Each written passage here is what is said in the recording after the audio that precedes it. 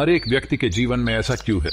ऐसा इसलिए है क्योंकि हम कहीं ना कहीं अपने मन के मैल को, मन के कीचड़ को साफ नहीं रख पाते। यूं कहे तो उसका सही समाधान नहीं निकाल पाते। खैर चलिए, मैं आपको एक कहानी सुनाता हूं। शायद आपको इस कहानी से इस सवाल का हल मिल जाए। तो चलिए कहानी को शुरू करते हैं। बहुत समय पहले की बात है। एक बहुत गरीब इंसान था। उसके साथ उसकी पत्नी और 2 छोटे छोटे बच्चे भी थे।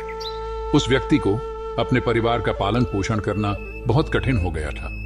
उसका दिमाग काम नहीं करता था और मन भी अशांत रहने लगा। तभी उसने अपना घर छोड़ने का फैसला लिया। एक रात जब उसकी पत्नी और दोनों बच्चे सो रहे थे तो वो चुपचाप घर से चला गया। रात में बिना किसी मंजिल के वह आदमी चलता रहा। तभी अचानक उसने देखा कि एक नदी किनारे भगवान बुद्ध अपने शिष्यों के साथ बैठे हैं। उसी वक्त उसने निर्णय लिया कि वह अब सन्यासी हो जाएगा और भगवान बुद्ध का शिष्य बनकर यही रहेगा।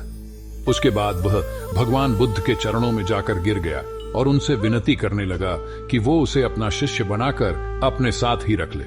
भगवान बुद्ध ने उस गरीब इंसान की बात सुनकर उसे अपना शिष्य बनाकर अपने साथ रख लिया। भगवान बुद्ध अपने शिष्यों के साथ आगे बढ़ते हैं। रास्ते में चलते चलते थक गए थे। सब रुककर एक पेड़ के नीचे विश्राम करने लगते हैं।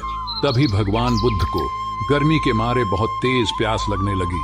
उन्होंने अपने नए शिष्य से कहा, यहाँ पास में ही एक सरोवर है, तुम जाकर वहां से पानी ले आओ। भगवान बुद्ध का आदेश मानकर वह सरोवर से पानी लेने चला गया। जब वह सरोवर के पास पहुंचा तो उसने देखा कि कुछ जंगली जानवर सरोवर में ऊधम मचा रहे हैं। जैसे ही वह सरोवर के पास गया तो सारे जानवर वहां से भाग जाते हैं, लेकिन सरोवर में कीचड़, सड़े पत्ते ऊपर तैर रहे थे, जिसके कारण उसका मन नहीं मान रहा था। उसने सोचा, इतना गंदा पानी भगवान बुद्ध पिएंगे कैसे? फिर वह बिना पानी लिए वापस लौटता है और आकर बुद्ध से बोलता है कि भगवान, उस सरोवर में तो बहुत ज्यादा गंदा पानी है, वो पीने लायक नहीं है। अपने शिष्य की बात सुनकर भगवान बुद्ध थोड़ी देर चुप होकर बोले, तुम वापस जाओ और उसी सरोवर से जाकर पानी लेकर आओ। भगवान बुद्ध का आदेश मानकर वह वापस से सरोवर की तरफ चला गया, लेकिन वह मन में यही सोच रहा था कि भगवान बुद्ध इतने गंदे पानी को कैसे पिएंगे। जैसे ही वह सरोवर के पास गया, वह यह देखकर चौंक गया कि सरोवर का पानी एकदम निर्मल और स्वच्छ हो गया है और अपने स्वभाव में बह रहा है। उसने पानी लिया और भगवान बुद्ध के पास आया। फिर आते ही उनसे प्रश्न करता है, हे भगवान, थोड़ी ही देर में सरोवर का पानी इतना साफ कैसे हो गया?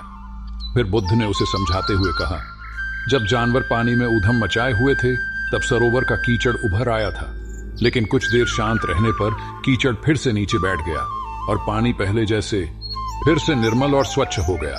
ठीक इसी तरह से हमारे मन की स्थिति भी ऐसी ही होती है। जीवन की कठिनाइयों और भाग दौड़ हमारे मन में उथल पुथल पैदा कर देती है, जिसके कारण हम बिना सोचे समझे गलत निर्णय ले लेते हैं। लेकिन कोई भी निर्णय लेने से पहले अगर हम अपने मन को शांत रखें और धैर्य पूर्वक बैठकर सोचे तो हमारे मन की वो उथल पुथल भी पानी के कीचड़ की तरह नीचे बैठ जाती है और तब हम जो भी निर्णय लेते हैं वो हमेशा सही होता है। इसलिए बुरे समय में इंसान को अपना धीरज नहीं खोना चाहिए।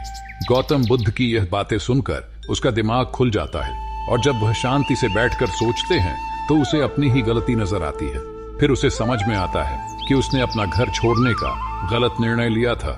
फिर वो भगवान बुद्ध के चरण स्पर्श करके उनसे आज्ञा लेकर अपने घर की ओर वापस चला जाता है। कहानी की सीख, दोस्तों, समय के साथ साथ हर एक इंसान की जरूरतें बढ़ती ही जाती है। हो सकता है किसी की जरूरत कम हो या किसी की जरूरत ज्यादा हो, लेकिन हमें उन जरूरतों को पूरा करने के लिए मेहनत तो करनी ही पड़ती है। हाँ, ये हो सकता है कि मेहनत करते वक्त हमें बहुत सारी कठिनाइयों और समस्याओं का सामना करना पड़ सकता है। इसी वजह से बहुत बार हमारा मन अशांत हो जाता है, निराश हो जाता है, दिल दिमाग में एक अजीब सी हलचल होने लगती है, जिसकी वजह से हम गलत फैसला ले लेते हैं। परंतु दोस्तों, हमें घबराने की जरूरत नहीं है। हमें अपने दिमाग को शांत करने की जरूरत है। थोड़ा समय देकर इसके बारे में सोचने की जरूरत है। इसका समाधान कुछ न कुछ जरूर निकल आएगा। धन्यवाद।